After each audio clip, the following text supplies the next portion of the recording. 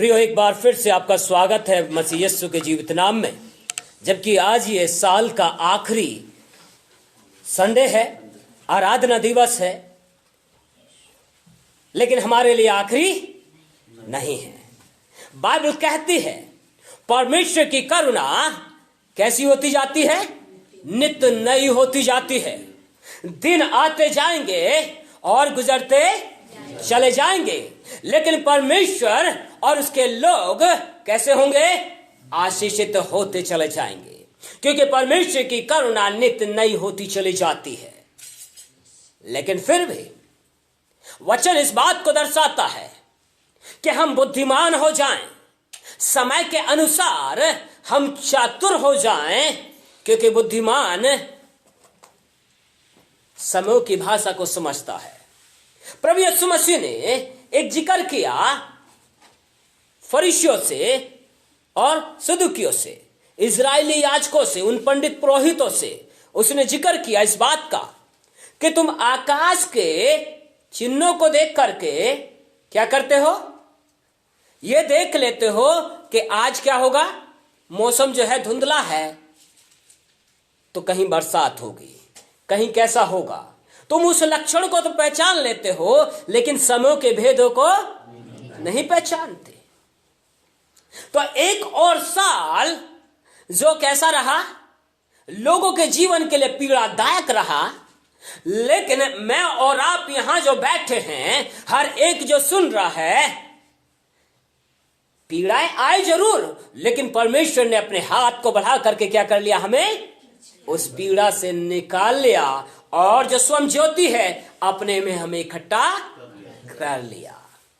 सो अब जो हम मसीह में हैं, हम आजाद हैं, हम स्वतंत्र हैं। पर हमारी स्वतंत्रता गलत कामों के लिए नहीं है। हमारी स्वतंत्रता इस बात के लिए है कि परमेश्वर अपने महिमा को मेरे जीवन में, आपके जीवन में भरपूरी के साथ प्रकट करे। जैसे कि परमेश्वर ने इस वर्ष में किया कि लॉकडाउन के बीच में परमेश्वर ने, क्योंकि वचन कहता है कि जगत में तो अंधकार होगा, पर तेरे पास उजियाला होगा। परमेश्वर का वचन यशायाह की पुस्तक में कहता है लोगों के पास में अंधकार होगा, लोग चारों तरफ से अंधकार से घिरे रहेंगे, लेकिन तुझ में और तेरे पास वो रोशनी होगी, और लोग तेरे पास उस रोशनी को लेने के लिए आएंगे, यहां तक कि पृथ्वी के राजा भी। सो अभी क्या है, आज के समय में जब पृथ्वी के राजा क्या कर रहे हैं? पृथ्वी के राजा समझ रहे हैं। आज देश के प्रधानमंत्री, आज देश के राष्ट्रपति लोग, न केवल हमारे देश के लेकिन दूसरे और देशों के भी क्या कर रहे हैं? कोरोना से पीछा छुड़ाने के लिए वैक्सीन या दूसरी चीजें निजात करते जा रहे हैं, उनको बनाते जा रहे हैं। पर वो एक इलाज करते दूसरा कुछ शुरू हो जाता है।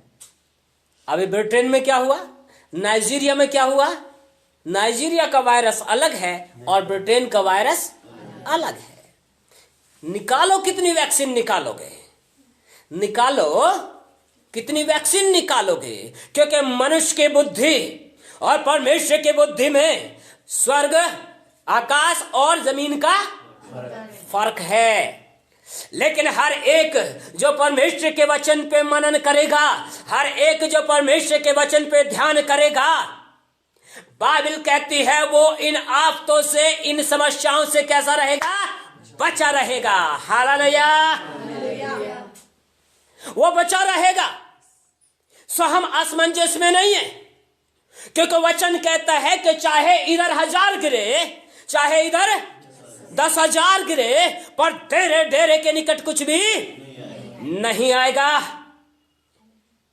क्योंकि इसी लॉकडाउन के बीच में आप में से कई लोग जिन्होंने यीशु मसीह को जान लिया, वो बंधनों में थे, आप बंधनों में थे, समस्याओं में थे, लेकिन परमेश्वर की रोशनी ने आपको अपनी ओर खींच लिया और अपने खत्ते में जोड़ दिया है।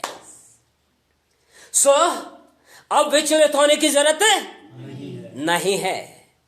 अगर परमेश्वर ने जब आपके जीवन में काम किया प्रियो, तो याद रख लीजिए सारी चीजें एकदम नहीं हुआ करती है। जैसे आंटी ने कहा वो बहुत गुस्से वाला है, कोई बात नहीं, अभी एक काम हुआ है, मन जो है परमेश्वर की तरफ लगा है, मन में जो है उस अशांति से छुटकारा हो गया है, अब शांति की ओर आ गया है, तो अब आगे भी काम होगा, क्योंकि बुद्धि का नया होना भी जरूरी है। बुद्धि के नए हो जाने से चाल चलन बदल जाएगा, व्यवहार बदल जाएंगे। अब जरूरत है कि वो संगति में अपने आप को रखे, वचन में अपने आप को रखे, और जितना अपने आप को परमेश्वर और उसके संगति में, उसके लोगों के साथ संगति में रखेगा, व्यवहार बदलता चला जाएगा प्रियो।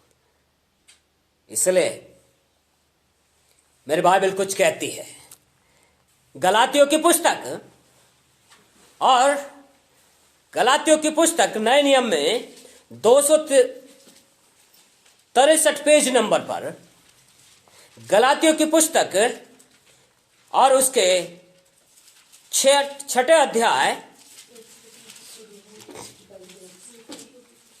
नए नियम की पुस्तक है, 6ठा अध्याय और उसके पहले पद को पढ़िए जरा, क्या लिखा हुआ है पहले और दूसरे पद को।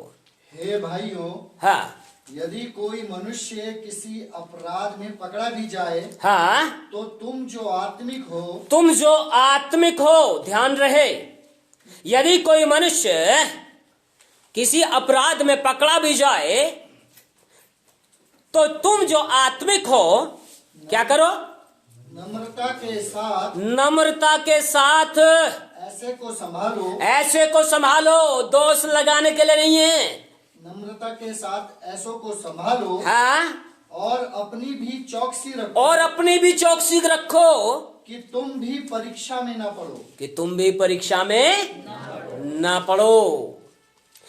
कभी कभी होता क्या है कि जब उससे पहले कोई नहीं कहता, लेकिन जैसे ही कोई मसीह में आ जाता है, मसीह को जान लेता है, तो होता क्या है, लोग चाहते हैं कि कंप्लीट यीशु मसीह उनमें एकदम दिखाई दे जाए।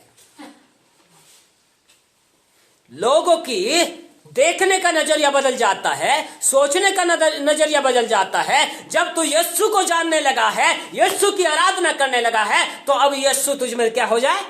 दिखना चाहिए। गुस्सा क्या हो जाए? एकदम खत्म, गालियां एकदम खत्म। पर परिवर्तन में क्या होता है? समय लगता है। सबका परिवर्तन पौलुस के समान नहीं हुआ। सबका परिवर्तन पौलुस के समान नहीं हुआ कि साउल जो है वो पौलुस बन गया। सबका परिवर्तन यहां बैठे हुए में मेरे समान नहीं हुआ कि मेरी एक हफ्ते में क्या हो गई? गालियां बंद हो गई। एक हफ्ते में जो है व्यवहार बदल गया। सबका एकदम से ऐसे नहीं हुआ। वैसे ही हम बाइबल के अंदर पाते हैं कि सबके जीवन में एकदम परिवर्तन नहीं आता। कदम बा कदम, जैसे जैसे आप संगति में अपने आप को रखते हो, जैसे जैसे अधीनता में आप अपने आप को रखते हो, प्रॉब्लम कहां आती है पता है? 6ठे पद को पढ़िए जरा, इसके क्या लिखा हुआ? प्रॉब्लम यहां से शुरू होती है। जो वचन की शिक्षा पाता है, वह सब अच्छी वस्तुओं में सिखाने वाले को भागी करे। सिखाने वाले को क्या करे? सब अच्छी वस्तुओं में। प्रॉब्लम यह होती है, जब एक जो सिखाता है हम उसकी अधीनता में अपने आप को नहीं रखते, और हम क्या करते हैं? हम किसी और को कॉल करेंगे, हम किसी और को करेंगे, हम किसी और को देखेंगे। भाई जो सिखा रहा है उसे मालूम है कहां पे, किस लेवल पे हैं आप। पौधा जो लगाया गया है, घर में हम पौधे लगाते, तो पौधा जो लगाया गया है वो आपको मालूम है कि आपने उसको कितने गहराई में बोया है, और उसमें आपने क्या निराई गुड़ाई करी है, उसमें कितना पानी डाला है, कितना खाद डाला है, और कितने की इसको जरूरत है। अगर ज्यादा डालोगे तो क्या करेगा? वो बीज मर जाएगा। कभी कभी सामने वाला जब समझता नहीं है तो अपने सिखाने वाले को क्या करता है? वो बेवकूफ समझना शुरू करता है। लेकिन सिखाने वाले को मालूम है कि इसे मुझे कितना सिखाना है, क्योंकि पानी डाला है, अभी दूसरी चीज इसमें ना डालूं। अगर यूरिया डाला है तो कितना डालना है, ज्यादा डल गया तो क्या हो जाएगा, इसलिए बाइबल कहती है मधु खा और मधु का छत्ता भी, पर तेरे लिए जितना उचित हो उतना ही खाना, कहीं ऐसा ना हो करके खा करके अधिक उसको उगल दे। प्रॉब्लम यही है, हम सोचते सब कुछ एकदम चेंज हो जाए। मेरा टॉपिक अभी शुरू नहीं हुआ, ये कुछ एडवाइस चल रही है अभी, ठीक है। हम सोचते शायद एकदम सब कुछ बदल जाए, तो लेकिन अगली जो भाषा वो वहां पे प्रयोग करता है उसको बड़े ध्यान से सुनिए। पहले पद में कहता है यदि किसी अपराध में पकड़ा जाए, मतलब किसी के जीवन से कुछ अभी भी गलतियां चल रही हैं, ठहर जाओ, गलतियां भी, कमियां भी चल रही हैं तो रुक जाइए जरा, उस पर दोष मत लगाइए, उस पर जो क्या करिए। अब कहता है तो तुम जो आत्मिक हो, तुम क्या हो, आत्मिक हो, मतलब उससे पहले हमने प्रभु को जाना है, उससे पहले हम यीशु को जानते हैं। तो याद रखिए, कहता है कि तुम जो आत्मिक हो तो क्या करो, नम्रता के साथ ऐसों को संभालो। यह है मेन पार्ट, यह है मुख्य भाग। जब कोई गलती करे शांत हो जाओ और ऐसा करो कि कहीं तुम भी उसके समान बहाव में बहते ना चले जाओ, लेकिन शांत होकर के उसको नम्रता के साथ क्या कर लो, संभाल लो। ये आपका मेरा भाग शुरू होता है। प्रॉब्लम यही है, 2020 बीत गया और 4 दिन बीत जाएगा, नया साल आने वाला है। क्या जो अब तक हमने ऐसा किया आगे भी वैसा ही करेंगे? सवाल यहां खड़े होते हैं। अगर अब तक हमने लोगों को नहीं संभाला है तो अब क्या करेंगे, हम संभालेंगे। क्योंकि मैं आपको कुछ बोलने जा रहा हूं आज, और जो बोलने जा रहा हूं या तो इसको भविष्यवाणी मान कर चल लीजिए आज, या तो इसको आज भविष्यवाणी मान के चल लीजिए, और इसको अगर हमने ले लिया तो हमारे जीवन हमेशा ज्योति में रहेंगे, हमारे जीवन सफलता में रहेंगे प्रियो। यदि नहीं लिया तो जैसे इस 2020 में बहुतों की हालत खराब हुई ना, तो आगे आने वाले समय में और बद से बदतर होने वाली स्थिति आ जाएगी। लेकिन अगर हमने आज परमेश्वर के वचन को जान लिया, अगर आज हमने इस भविष्यवाणी को मान लिया और इसके अनुसार हमने करना शुरू किया, तो प्रियो हम किसी रीति से गिरेंगे नहीं। क्योंकि एक वायरस गया है पर दूसरे पहले से तैयार हैं। देशों की इकोनॉमी, हमारे देश की नहीं, देशों की इकोनॉमी धराशायी होने जा रही है, और ऐसी धराशायी होगी देशों के राजा उठ नहीं पाएंगे। जितना संभालने की कोशिश करेंगे उतनी स्थिति बिगड़ती चली जाएगी, क्योंकि परमेश्वर का आत्मा यही कह रहा है। लेकिन मेरी बाइबल कह रही है जो परमेश्वर के वचन को मानेगा वो बचा रहेगा। हालेलुया। इसलिए परमेश्वर के वचन पे ज्यादा मनन कीजिए, परमेश्वर के वचन पे ज्यादा ध्यान लगाइए। दूसरा क्या कीजिए, अपने सिखाने वाले को क्या करें, उसकी अधीनता में रहना सीखिए, प्रेम के साथ। अधीनता यहां पे गुलामों वाली नहीं होती है, यहां पे भाई और बहन और प्रेम वाली होती है। ठीक है, एक बड़े भाई, एक छोटे भाई, एक बहन, एक भाई, ये सब जो है आपसी प्रेम की अधीनता है।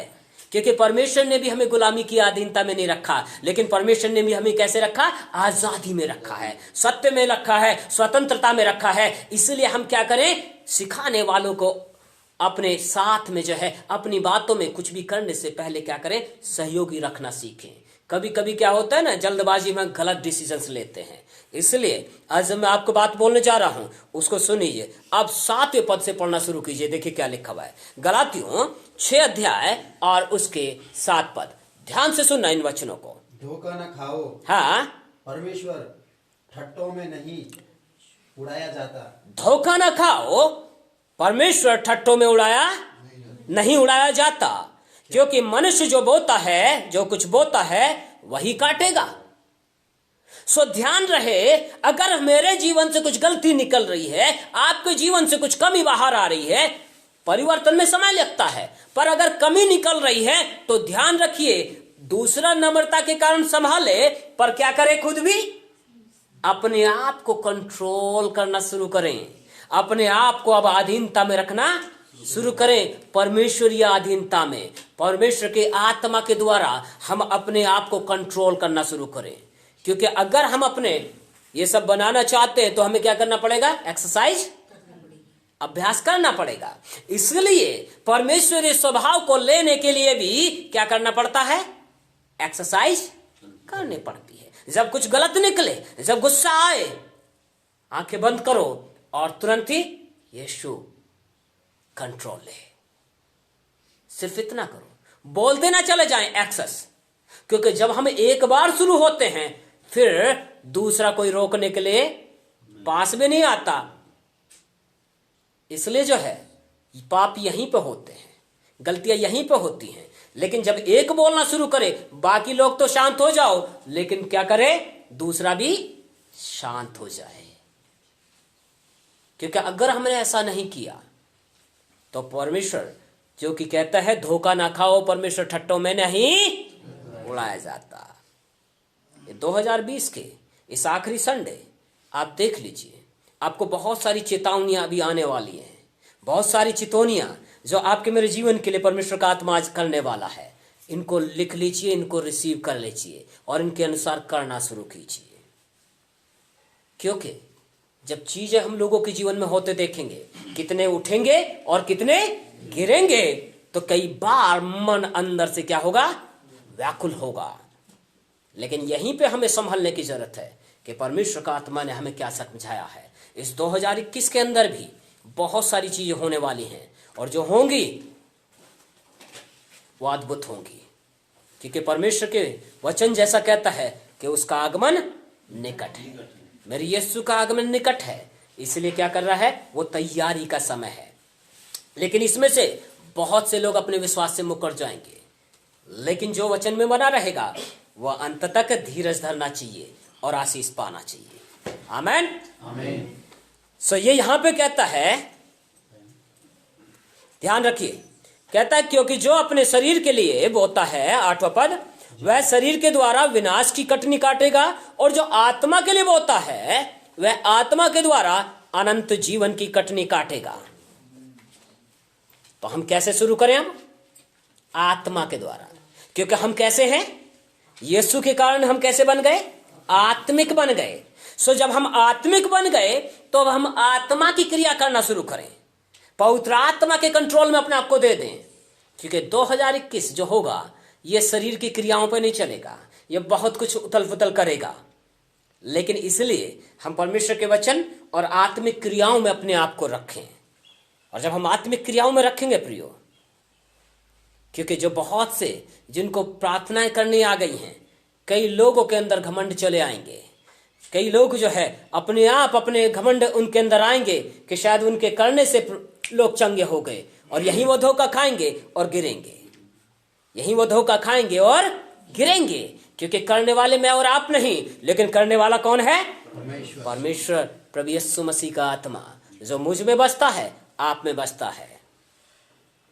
इसलिए हम उसके कंट्रोल में रहें ताकि हम घमंडी ना हो जाएं।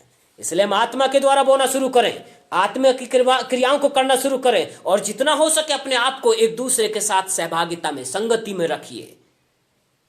क्योंकि जितना हो सके, और ऐसा हम करेंगे तो हम आगे बढ़ते चले जाएंगे, हम आगे बढ़ते चले जाएंगे।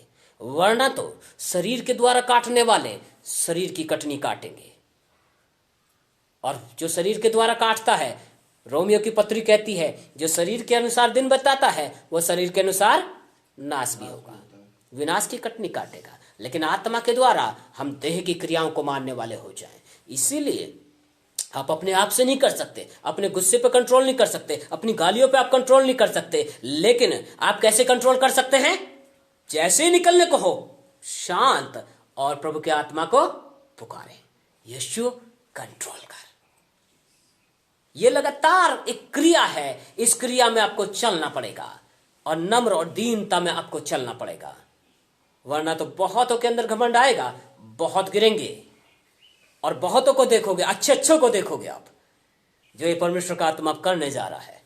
ठीक है, चलिए आगे चलिए, गलातियों की पत्री 6 अध्याय और उसके अब हम 9 पद को पढ़े जरा। हम भले काम करने में साहस ना छोड़ें। किसमें? भले काम करने में। कभी कभी भलाई के साथ क्या आता है? दुख भी आता है, क्योंकि जिसके साथ भलाई करते हैं वही सबसे पहले लात मार के चला जाता है। कोई बात नहीं, छोड़ दो उसको उसके हाल पे छोड़ दो, क्योंकि आपने किया, आपका लेखा परमेश्वर के सामने पहुंच गया। आपने कर दिया, भूल जाओ। आपको इज्जत दे या ना दे, लेकिन अगर आपने कर दिया भली मनसा से, छोड़ दो उसको, ज्यादा कुछ करने की जरूरत नहीं है। क्योंकि लोग जब उसी बात को लेकर के सोचते रहेंगे तो यहां पर गिरने का कारण होता है। लेकिन अगर आपके जीवन से कुछ भलाई किसी के लिए हो गई और उसने विरोध में काम किया, भूल जाइए, क्योंकि रिवॉर्ड परमेश्वर की ओर से आता है प्रियो। रिवॉर्ड परमेश्वर की ओर से आता है, मनुष्यों की ओर से नहीं आता। हालेलुया। आगे कहता है, हम भले कामों करने में साहस ना छोड़ें, क्योंकि यदि हम ढीले ना हो तो ठीक समय पर कटनी काटेंगे। इसलिए जहां तक अवसर मिले हम सबके साथ भलाई करें, विशेषकर विश्वासी भाइयों के साथ। विश्वासी भाइयों के साथ, पर विश्वासियों में भी विश्वासी देखना पड़ेगा कि विश्वासी है या कुछ और ही है। क्योंकि वचन में प्रभु यीशु मसीह ने कहा है, क्योंकि कई लोग भेड़ के भेष में भेड़िए होते हैं, इसलिए दबे पांव चले आते हैं, तो उन